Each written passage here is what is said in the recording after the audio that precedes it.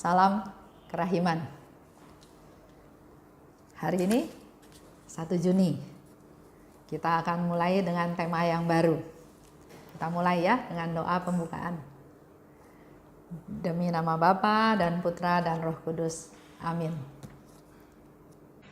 Kemuliaan kepada Allah di surga dan damai di bumi bagi orang yang berkenan kepadanya.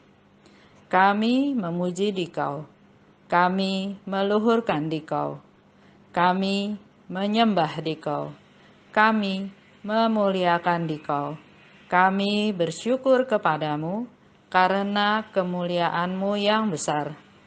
Ya Tuhan Allah, Raja Surgawi, Allah Bapa yang Maha Kuasa. Ya Tuhan Yesus Kristus, Putra yang Tunggal. Ya Tuhan Allah, Anak Domba Allah, Putra Bapa. Engkau yang menghapus dosa dunia, kasihanilah kami. Engkau yang menghapus dosa dunia, kabulkanlah doa kami. Engkau yang duduk di sisi Bapa, kasihanilah kami. Karena hanya Engkaulah kudus, hanya Engkaulah Tuhan, hanya Engkaulah Maha Tinggi, ya Yesus Kristus, bersama dengan Roh Kudus dalam kemuliaan Allah Bapa. Dalam nama Bapa dan Putra dan Roh Kudus. Amin.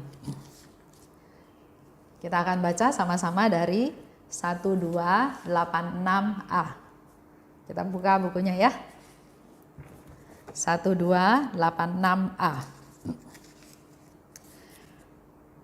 Syukur kepadamu, oh Allah, atas segala rahmat yang tak henti-hentinya Kau limpahkan kepadaku, rahmat yang menerangi aku dengan kemilau sang surya, karena dengan rahmat itu Kau tunjukkan kepadaku jalan yang aman.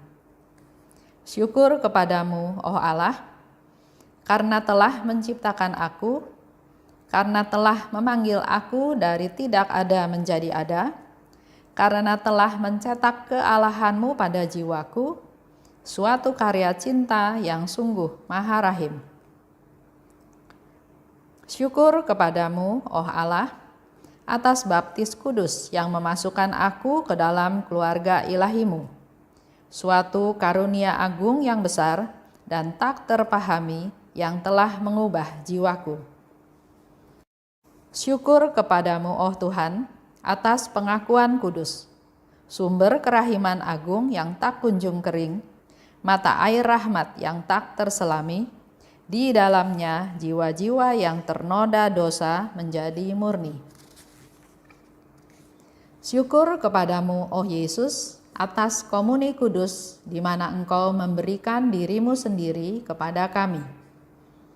Aku merasakan denyut jantung-Mu di dalam dadaku, sebab kehidupan ilahi-Mu Kau kembangkan sendiri di dalam diriku. Syukur kepadamu, oh Roh Kudus, atas sakramen Krisma, yang mengangkat kami menjadi kesatria dan memberikan kekuatan kepada jiwa setiap saat, sembari melindungi dari yang jahat. Itu yang akan kita bahas sama-sama hari ini. Kita sudah mulai belajar ya dari Suster Faustina. Betapa banyak rasa syukur yang biasa dia ungkapkan. Kalau saya catat, hari ini ada 6 rasa syukur. Pertama, syukur kepadamu, oh Allah. Karena apa? Atas segala rahmat yang Kau tunjukkan padaku. Selama dia hidup, dia banyak menerima rahmat, dan rahmat-rahmat itu ternyata dikatakan menunjukkan jalan yang aman. Kau tunjukkan kepadaku jalan yang aman. Kita sambil refleksi dalam hidup kita juga. Kita bisa nggak ya bersyukur kepada Tuhan atas segala rahmat sehingga kita ada di jalan yang aman. Udah sampai seumur segini, harusnya banyak sekali pengalaman bagaimana dia menolong kita terbebas dari yang jahat, terbebas dari yang nipu.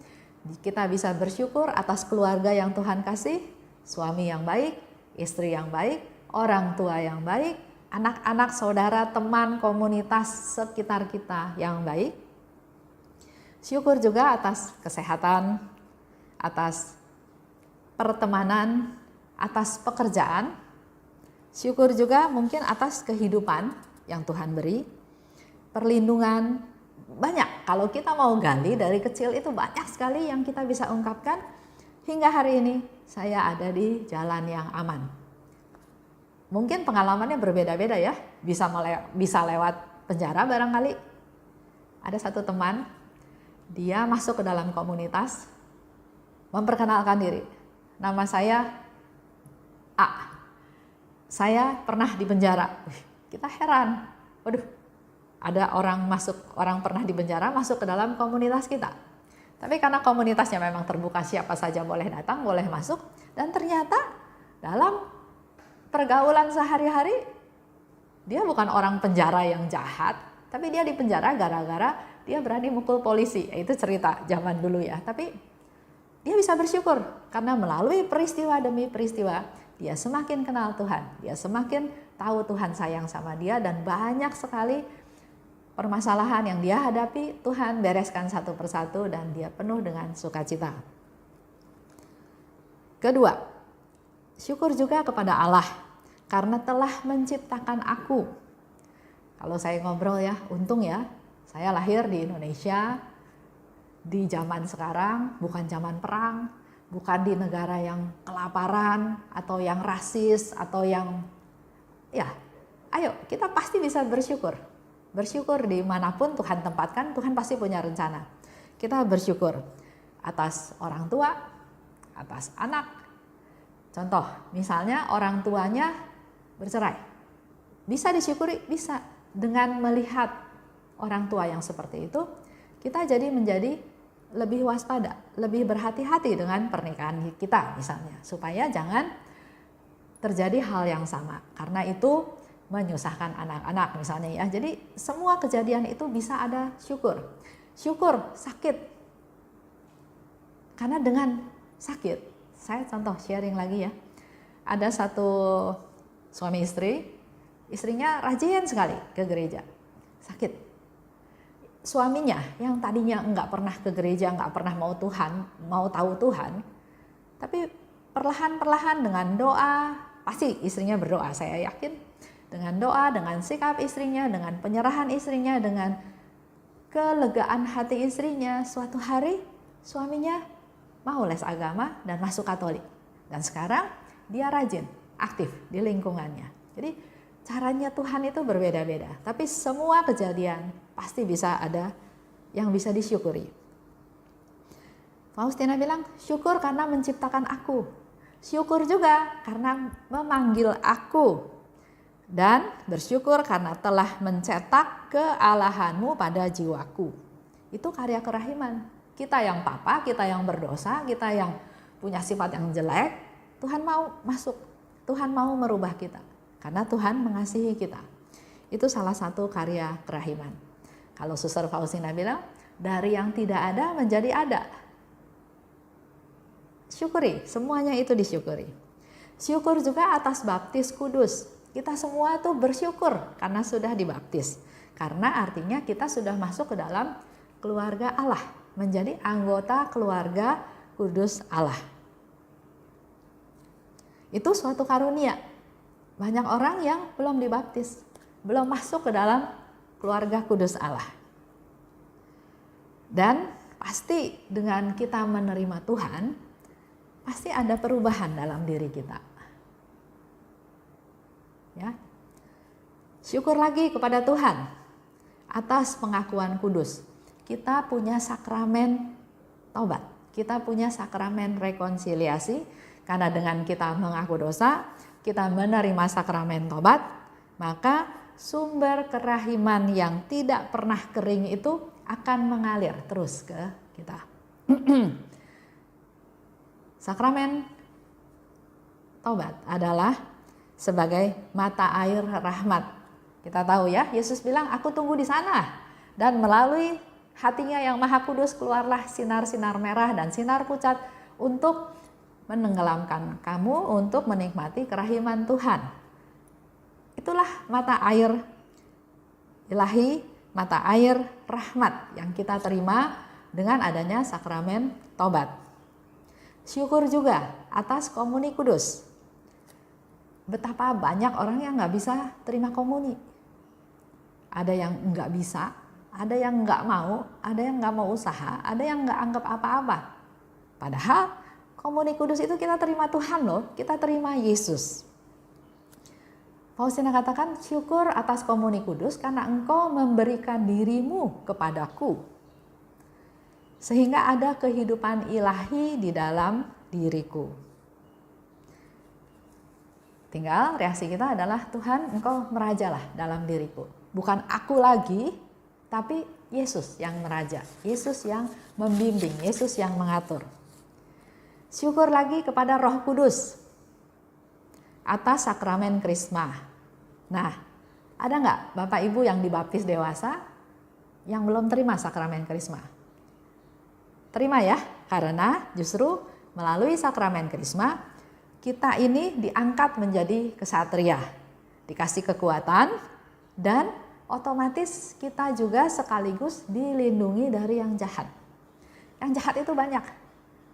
Di doa aku percaya ya, yang jahat itu ada yang kelihatan, ada yang tidak kelihatan.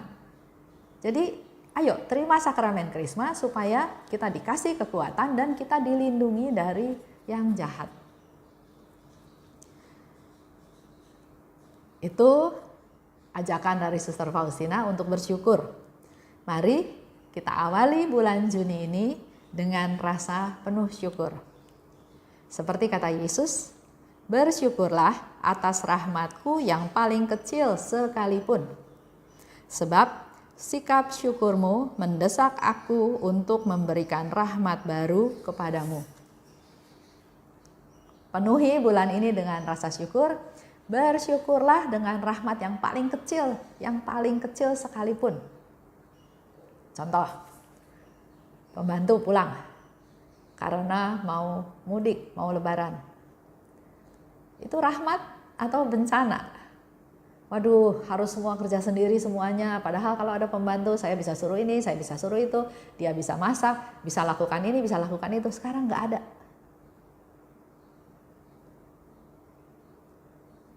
Ada yang bisa disyukuri? Banyak. Dengan tidak ada pembantu, otomatis kita jadi kerja sendiri. Kita kerja sendiri, kita jadi bergerak, jadi sehat, jadi olahraga pertama. Kedua, kita jadi lebih kenal keadaan rumah kita. Karena biasanya yang terjadi adalah kita beli barang, beli, terus taruhnya di mana nggak tahu. Tapi dengan kita kerja sendiri, kita menikmati, bukan menggerutu, kita bisa membereskan rumah kita satu ruangan demi satu ruangan dan ternyata menemukan banyak harta karun. Kita pernah beli ini, beli itu, ketemu lagi. Dan dikerjakan bersama keluarga, bersama suami, bersama anak-anak. Ada kedekatan, ada relasi, ada kerja bersama, ada waktu bersama-sama. Jadi banyak rahmat itu. Jadi Yesus bilang, bersyukurlah walaupun hanya rahmat sekecil apapun yang engkau terima. Dengan bersyukur, kita secara enggak langsung mendesak Yesus, ayo Yesus, kasih lagi rahmat yang lain, kasih lagi rahmat yang baru. Itu yang Yesus janjikan. Itu aja untuk hari ini. Semoga Bapak Ibu bisa semakin bersyukur dalam hal yang sekecil apapun. Kita tutup ya. Dalam nama Bapa dan Putra dan Roh Kudus. Amin. Allah Bapa yang Maha Baik, terima kasih atas apa yang Engkau sampaikan kepada kami pada hari ini, di mana Engkau izinkan kami memulai bulan yang baru ini dengan rasa syukur. Suster Faustina sudah mengajarkan kepada kami betapa banyaknya kami bisa bersyukur. Bukalah hati kami, mampukan kami untuk bisa melihat segala hal dengan rasa syukur. Dan kami menantikan Tuhan seperti yang Yesus janjikan, dengan kami bersyukur, dengan rahmat yang sekecil apapun yang kami terima, kami bersyukur, maka kami akan menerima rahmat-rahmat lain yang baru, yang lebih besar. Terima kasih Bapa. Di dalam nama Putra-Mu Tuhan kami, Yesus Kristus, kami berdoa dan bersyukur. Amin. Dalam nama Bapa dan Putra dan Roh Kudus. Amin. Salam kerahiman.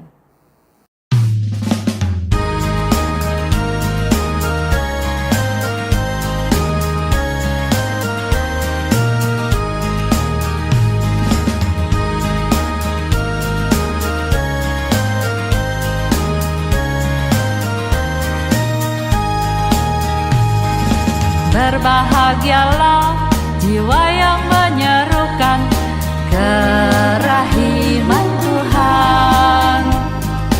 Jiwa itu akan dibela oleh Tuhan sebagai kemuliaan-Nya. Pujilah kerahiman Tuhan dengan mengandalkan kerahiman-Nya. Pujilah kerahiman Tuhan sepanjang hidupmu. Pujilah kerahiman Tuhan dengan mengandalkan kerahiman-Nya itu. Pujilah kerahiman Tuhan sepanjang hidupmu.